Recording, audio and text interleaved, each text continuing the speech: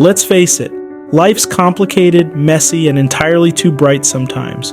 If your goal is to hate every waking moment, you've come to the right place. Here's your foolproof guide to despising life, sabotaging happiness, and becoming the patron saint of self-inflicted suffering. Ready? Good. Let's dive into the abyss. Step 1. Wake up late, feel great. Not really. Start your day by making sure it's practically over. Roll out of bed long after everyone else has had their productive morning coffee and cheerful commutes. Skip the shower, why bother? Instead, wear the same clothes as yesterday. Let the stink of despair and lost potential marinate. Bonus points for skipping breakfast entirely. Hunger really helps sharpen that self-loathing edge. Step 2. Cling to your comfort zone like it's a life raft. Discomfort is for the ambitious. You're above all that nonsense. Stay right where you are, in the same job, same routine, same set of increasingly dull activities. Growth is overrated. Why climb a mountain when you can just daydream about standing on top of it? Step 3. Live in filth, breathe in chaos. Your home is your sanctuary of sadness. Pile up the laundry, let dishes become science experiments, and turn every room into a chaotic wasteland. The goal here is simple. Make every action, no matter how small, feel like you're wading through quicksand. Nothing says I hate my life like tripping over yesterday's pizza box. Step 4. Procrastination Nation. Have a big task looming over you? Perfect. Put it off until tomorrow or next week or never.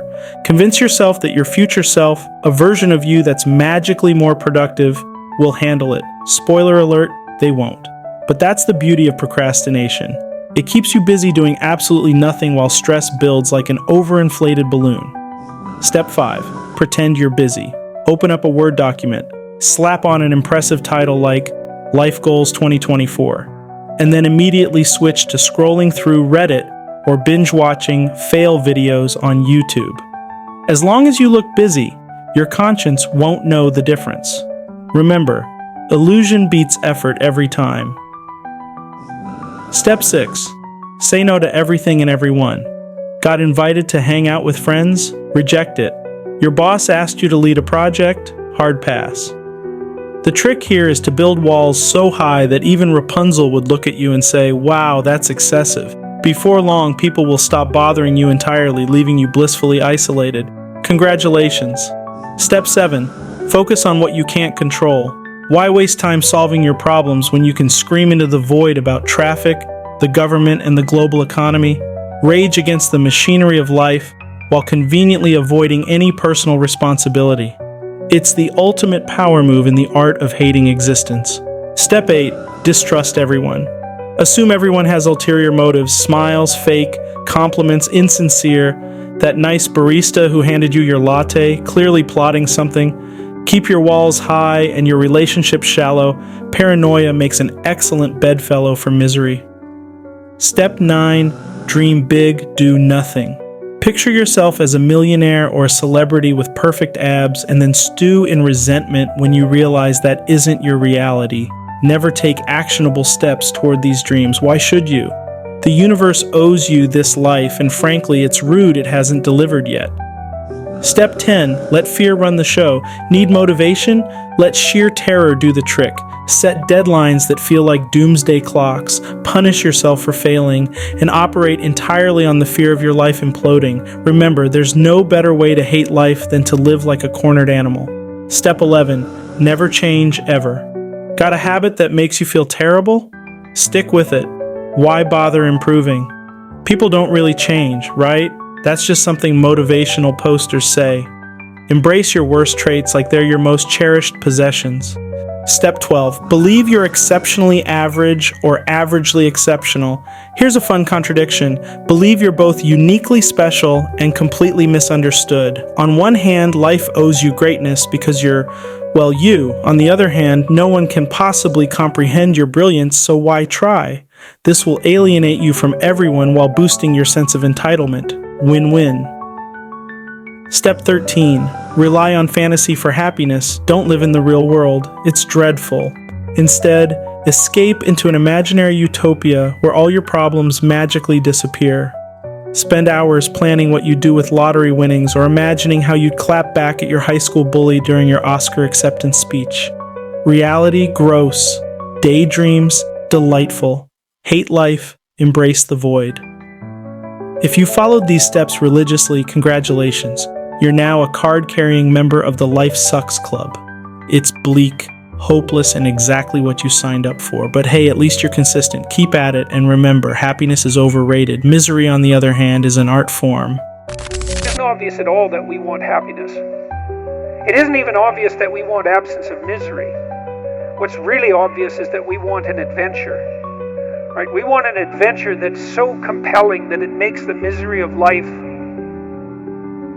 not just justifiable, but worthwhile. Misery is a peculiar condition, isn't it? Unlike joy, which we chase as if it's the only thing worth having, misery sneaks into our lives uninvited, makes itself comfortable, and refuses to leave. It's as if misery has a deeper hold on us than joy ever could. But why? To answer that, let's take a tour through the minds of some of history's most profound thinkers.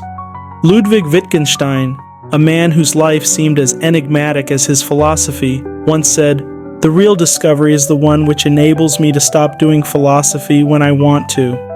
While not explicitly about misery, this quote has profound implications for it. Misery, like philosophy, often becomes a repetitive loop in our minds. It's not just about the feeling itself, but about the endless cycle of examining, justifying, and living within it. Wittgenstein might argue that the key to misery lies in how we perpetuate it. By overanalyzing our lives, staying trapped in patterns, and never allowing ourselves the freedom to step outside our mental cages. When we stop picking apart our pain like surgeons dissecting a corpse, we might discover a way out. Friedrich Nietzsche, ever the poet of suffering, wrote, "To live is to suffer, to survive is to find some meaning in the suffering." Nietzsche doesn't sugarcoat misery. He invites us to embrace it. To him, misery is not the antithesis of life, but its defining characteristic. This idea might sound bleak, but there's a strange hope nestled in Nietzsche's words. If suffering is an inevitable part of life, then the misery we feel isn't a punishment. It's proof of our existence. We are alive, and the very act of enduring gives us purpose. He dares us to transform our pain into something greater, something meaningful. Misery, then, is not a shackle but raw material, waiting for us to mold it into art, action, or insight. Albert Camus, whose works drip with existential dread, tells us, "There is but one truly serious philosophical problem, and that this is perhaps the most direct confrontation with misery." Camus frames life as an absurd endeavor, one where we seek meaning in a universe that provides none. And yet Camus doesn't end there. In embracing the absurd, he argues, we can rebel against it.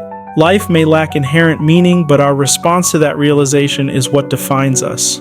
Misery, under Camus' lens, becomes an opportunity for rebellion.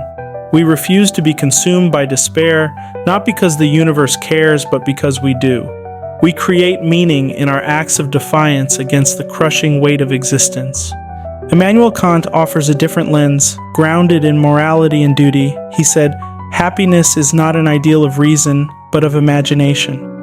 Misery, by contrast, often feels brutally rational. It has a tangible presence, a cold logic that happiness lacks.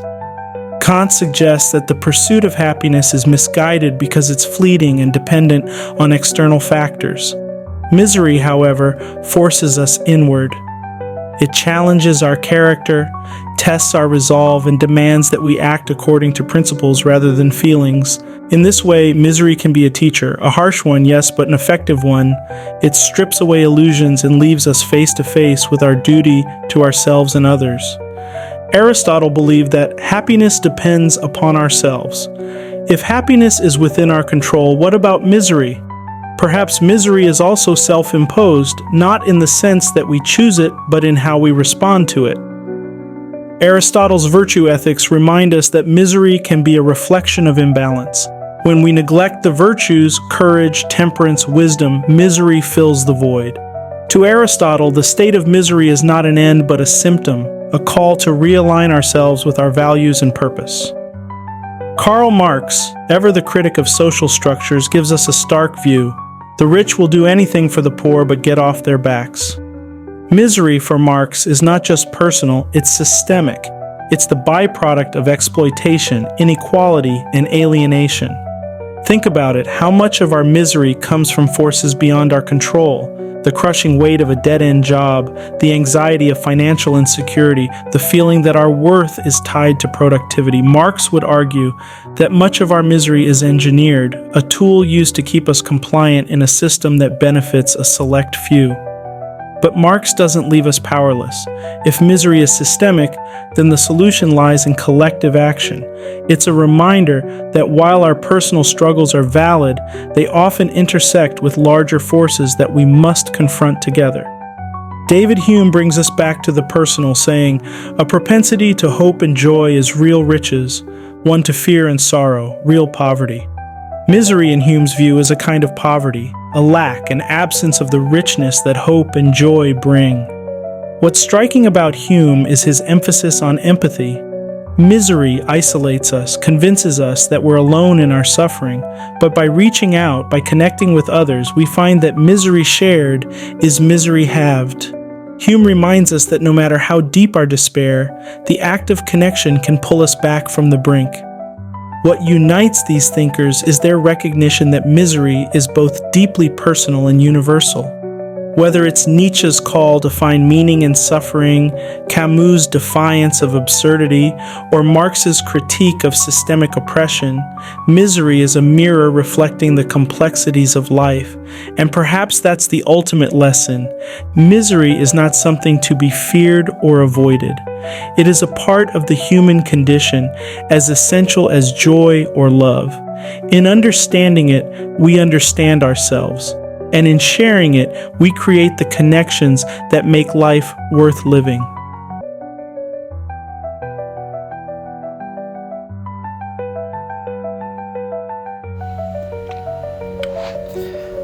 Let's see. All sarcasm and joking aside, wish you peace. Take care.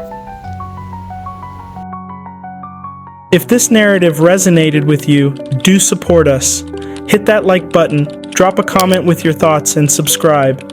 Thank you for staying with us to the end. See you in the next video on Plaid Chronicles.